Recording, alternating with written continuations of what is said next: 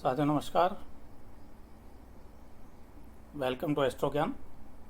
मैं आपका EKJ एक बार फिर आपके सामने उपस्थित हूँ अपना नया वीडियो लेके। इस वीडियो में हम चर्चा करेंगे राहु के बारे में। राहु ग्रह की विशेषताएं और विभिन्न भावों में इनका पड़ने वाला प्रभाव, किस भाव में किस राशि में होने पर क्या प्रभाव पड़ता है, इसकी चर्चा करेंगे। राहु चूँकि बहुत क्रूर टाइप का ग्रह है, लोगों को शनि से ज़्यादा राहु से डर लगता है, लेकिन कुछ परिस्थितियों में राहु बहुत अच्छे फल भी देता है। राहु राजा से रंक और रंक से राजा बना देता है। तो आइए चलते हैं राहु की विशेषताएं और विभिन्न भावों में राहु के प्रभाव को देखते हैं।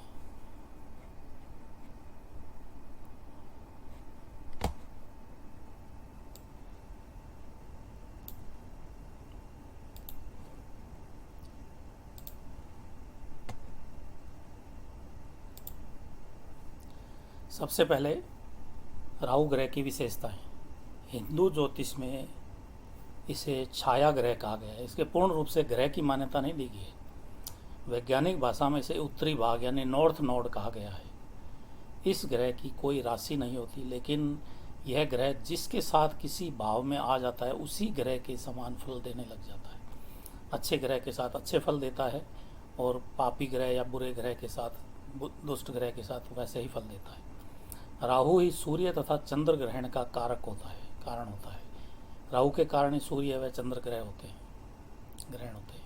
हिंदू मान्यताओं से में इसे केवल सिर का भाग कहा गया है, क्योंकि देवताओं द्वारा समुद्र मंथन के निकले अमृत के पान के समय राहु द्वारा धोखे से अमृत पान करने के कारण भगवान विष्णु द्वारा इसका शीश काट दिया गया था। तो इसका शीश का भाग राहु कहलाता है और धड़ का भाग जो है वो केतु कहलाता है, जिसकी चर्चा आगे वीडियो में करेंगे अपन। इस ग्रह का रंग काला होता है तथा रत्न गोमेद होता है।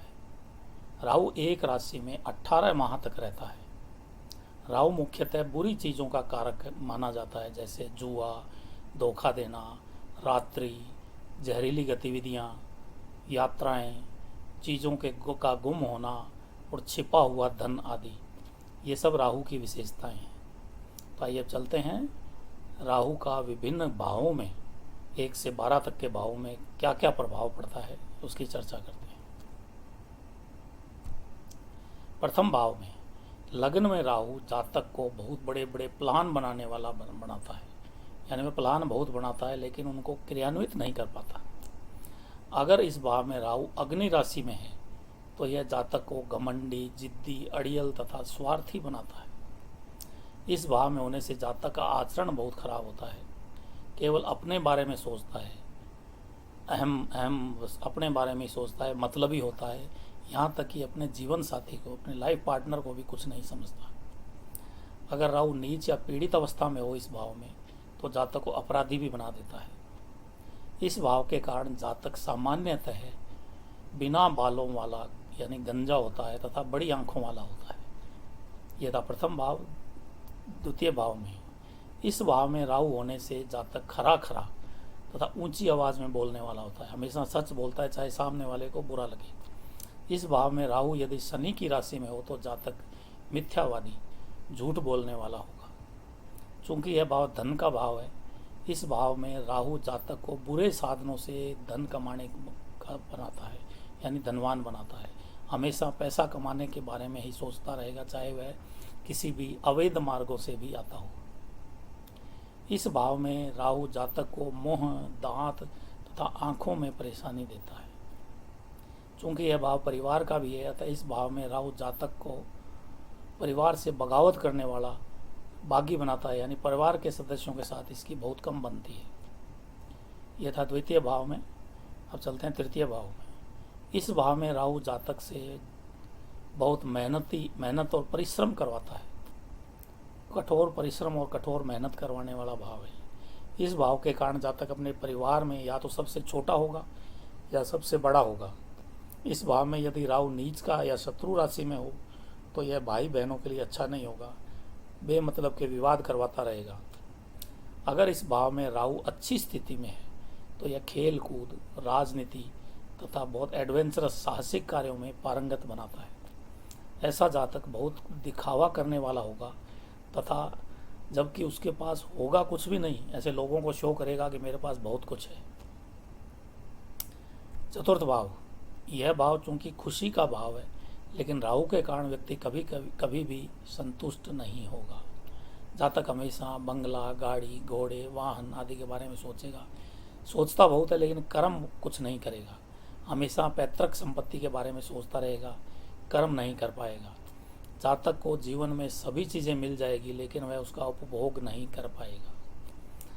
इस भाव में राहु बुरे या पीड़ित होने पर यह जातक को घर तो देगा लेकिन वास्तु दोष वाला होगा।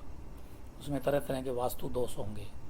इस भाव में नीच राशि या नीच ग्रह के साथ होने पर यह विवाह होने में परेशानी पैदा करता है तथा उसकी माता के साथ संबंध अच्छे नहीं होंगे तथा जीवन का कोई भी आनंद नहीं उठा पाएगा।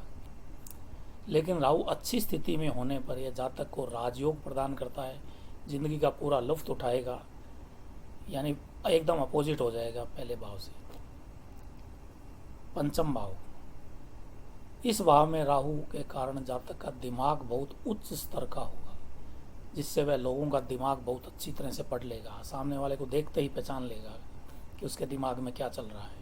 इस भाव के कारण जातक केवल अपने परिवार एवं बच्चों के बारे में ही सोचता है। उसकी इच्छाएं बहुत होगी लेकिन पूरी कभी नहीं होगी।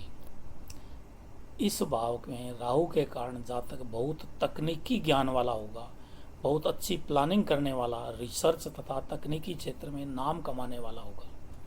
चूँकि यह भाव पूर्व पुण्य का है, यानी पूर्व जन्म के पुण्य का माना गया, इसलिए जातक पूर्व जन्म में भाग्य के साथ आता है।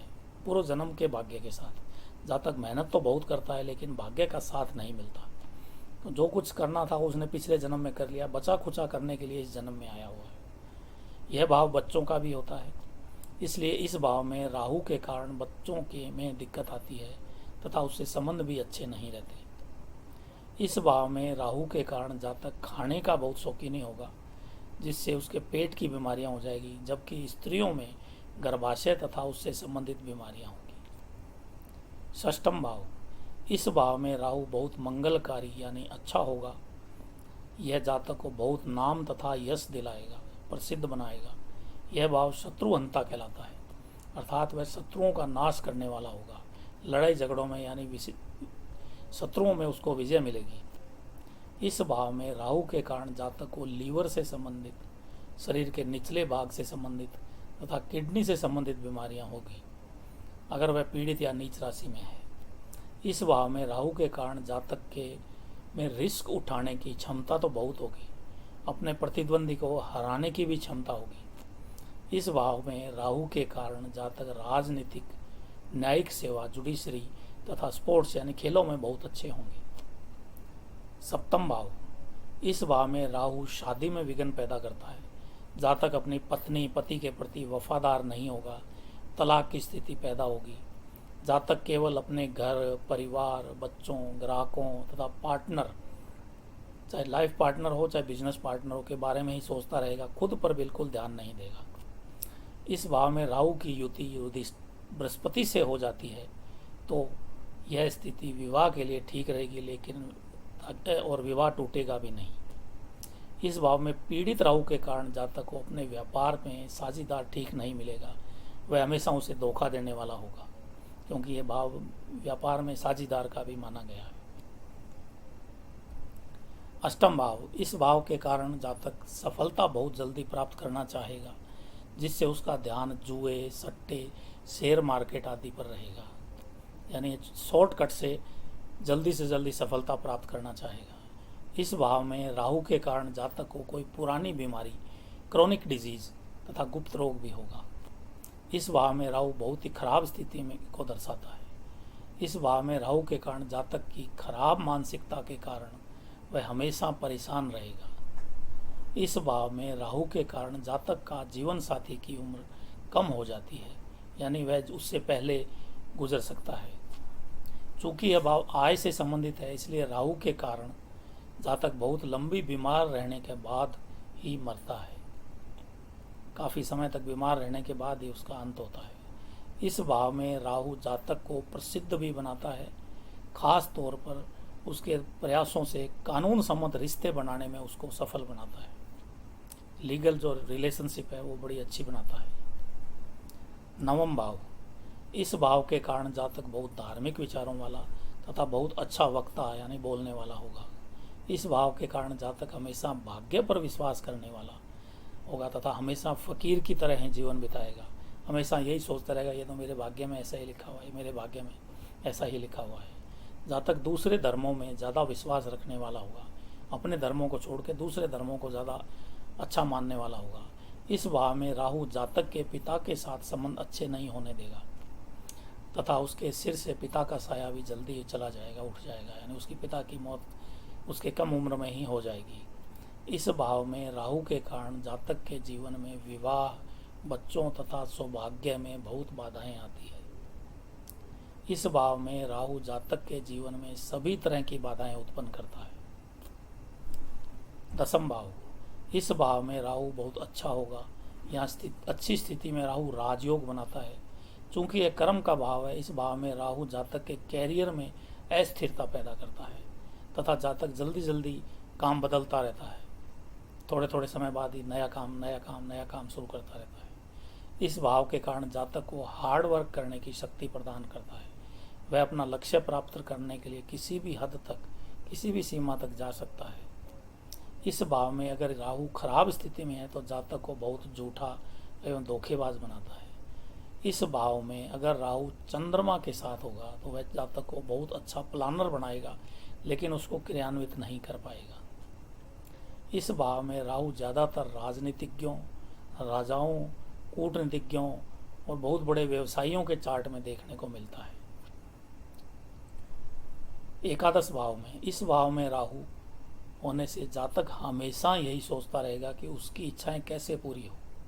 इस भाव में राहु बहुत अनुकूल स्थिति में होगा, अपने भाई बहनों में सबसे छोटा या सबसे बड़ा होगा। इस भाव में राहु धन दौलत, प्रसिद्धि तथा संपत्ति के लिए बहुत अच्छी स्थिति में होगा। इस भाव के कारण जातक के बहुत अधिक दोस्त होंगे, जिससे वह फायदा भी उठाएगा, यानी गेन प्राप्त करेगा। इस भाव के कारण जातक विदेशों में भी संपत्ति बनाता है। इस भाव में राहु के कारण वह यह जातक के प्रथम बच्चे के लिए अच्छा नहीं होगा। इस भाव में राहु के कारण जातक बहुत छोटी उम्र में ही धनवान बन जाएगा, यानी एक युवावस्था में ही अच्छा खासा धन कमा लेगा। द्वादश भाव में, इस भाव में राहु होने से जातक बहुत मनमौजी, मौज मस्ती करने वाला तथा घूमने फिरने वाला होगा। यह भाव मोक्ष का भी कारक है। इस भाव में राहु जातक को अस्पतालीय खर्चे करवाता है। हॉस्पिटलाइजेशन होने के बाद खर्चे बढ़ते जाएंगे, इस तरह के काम करवाता है। इस भाव में राहु के कारण जातक विदेश में जाकर भी बसने का काम करता है। इस भाव में राहु परिवार, विवाह तथा बच्चों के लिए ठीक नहीं है। इस भाव में राहु के कारण जातक अपना सारा धन गलत जगहों में खर्च कर देगा, ऊट पटांग खर्चे करेगा और खत्म होकर अपना धन सारा खत्म कर देगा, चाहे पैतृक संपत्ति हो चाहे खुद के द्वारा कमाया हुआ हो। अगर अच्छी स्थिति में है तो वह जातक को अध्यात्म की तरफ ले जाएगा, यानी क्योंकि मोक्ष का कारक है तो अध्यात्म की तरफ ले जाके मोक्ष भी प्रदान करता है। तो साथियों, ये था मेरा आज का वीडियो। ये वीडियो देखने के लिए धन्यवाद। अगर कोई किसी तरह की क्वेरी चाहिए तो मेरा मोबाइल नंबर इसमें दिया गया है। तो धन्यवाद दोस्तों।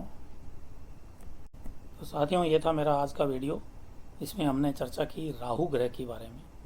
अगर आपको इस संबंध में कोई और क्वेरी है, कोई चाहते हैं कुछ सवाल जवाब है, तो मेरे व्हाट्सएप नंबर पे मुझे मैसेज करें, मैं आपको तुरंत रिप्लाई दूंगा। आने वाले सप्ताह में हम केतु ग्रह के बारे में चर्चा करेंगे, क्योंकि बाकी सभी ग्रहों के बारे में हमने चर्चा कर चुके हैं। अब एक केतु ग्रह रहा है, केतु ग्रह के बारे में चर्चा करेंगे। उसके बाद अपन विस्तृत रूप से हर ग्रहों की, हर भावों की अलग से चर्चा करते हुए इस ज्ञान को आगे बढ़ाएंगे। तो धन्यवाद दोस्तों मेरा वीडियो देखने के लिए। अगर आपको पसंद आए तो आप इसको शेयर करें अपने मिलने वालों को।